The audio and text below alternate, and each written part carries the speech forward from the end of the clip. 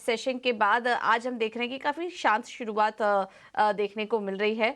हालांकि शुरुआती संकेत जो मिल रहे हैं गिफ्ट निफ्टी से वो मजबूती के साथ हैं। 160 अंक ऊपर इस वक्त गिफ्ट निफ्टी दिखाई दे रहा है, तो यहाँ से काफ़ी पॉजिटिव संकेत दिखाई दे रहे हैं। लेकिन अन्य ग्लोबल मार्केट पर नजर डालें तो कल वहां पर भी मजबूती थी।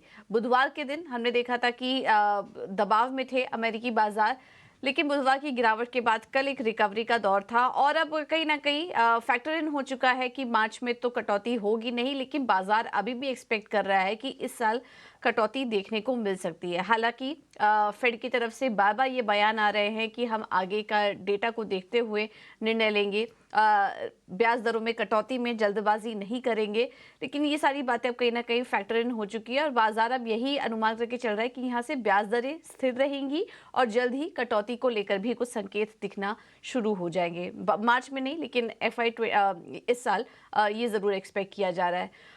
इसी वजह से हमने देखा और कुछ नतीजों के दम पर भी हमने देखा कि कल अमेरिकी बाजार में डाउ जोन्स में 370 अंकों की तेजी थी और S&P 500 और नैस्डैक में भी करीब 1.25% से ज्यादा की तेजी देखने को मिली है। बॉन्ड यील्ड्स में भी हल्की नरमी आई, 4% के नीचे वो आ चुके थे।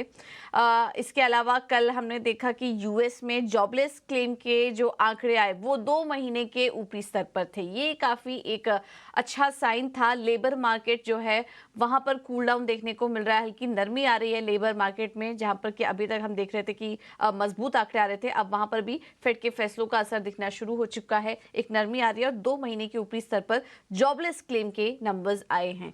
अनुमान था 2.12 लाख का, लेकिन उसके सामने 2.24 लाख के ये आंकड़े निकल कर आए हैं। अभी आने वाले समय में कुछ और भी जॉब रिपोर्ट्स आएंगी, उस पर हमारी नजर रहेगी, लेकिन ये आंकड़े ऐसे थे जिसमें कि फेड के फैसले का असर दिख रहा है, इसलिए इसको भी एनकरेज किया बाजार में।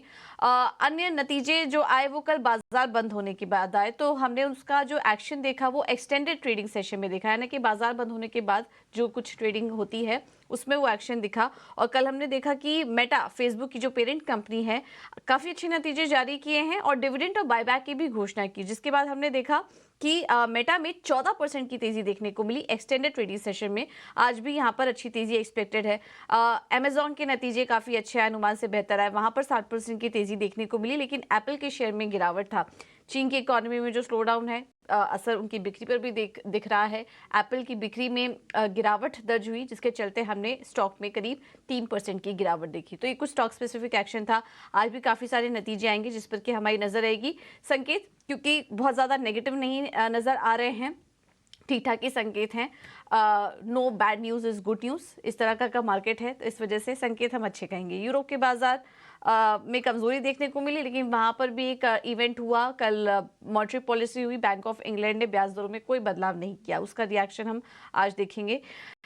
इसके अलावा बॉन्ड मार्केट स्टेबल है, 3.8% के पास बॉन्ड यील्ड्स आ चुके हैं, डॉलर इंडेक्स भी स्टेबल है और अब जिस तरीके से इजराइल और हमास के बीच अब सीज फायर को लेकर बातचीत शुरू हो चुकी है, नेगोशिएशन शुरू हो चुका है, उसके बाद हम देख रहे हैं कि कच्चे तेल में भी कल गिरावट देखने को मिली। हालांकि कल ओपेक प्लस की बैठक भी हुई थी, उसमें ये आउटकम निकल कर आया कि वो आगे जो उत्पादन में कटौती है वो जारी रखेंगे। अब मार्च में कितना इसमें बढ़ोतरी होती है, इसमें मार्च पर फैसला होगा, लेकिन फिलहाल ही कटौती जारी रखेंगे। तो शुरुआती सेशन में हमने तेजी देखी थी, लेकिन फिर इजराइल और हमास के बीच जो नेगोशिएशन की बातचीत शुरू हो चुकी है, उसके बाद हमने देखा कि कच्चे तेल में गिरावट थी और $80 के नीचे कच्चा तेल कारोबार कर रहा था। तो ये तमाम फैक्टर्स आज भारतीय बाजार के लिए काफी पॉजिटिव हैं। ग्लोबल मार्केट से संकेत अच्छे हैं।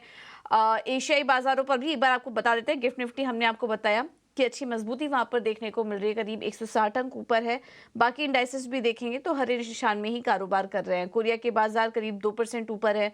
चीन के बाजार सपाट है लेकिन हरे निशान में दिखाई दे रहे हैं। हांगकांग के बाजार में 250 अंकों की मजबूती है और जापान के बाजार भी 414 अंकों की मजबूती के साथ कारोबार कर रहे हैं। तो इस वक्त ओवरऑल संकेत काफी अच्छे नजर आ रहे हैं भारतीय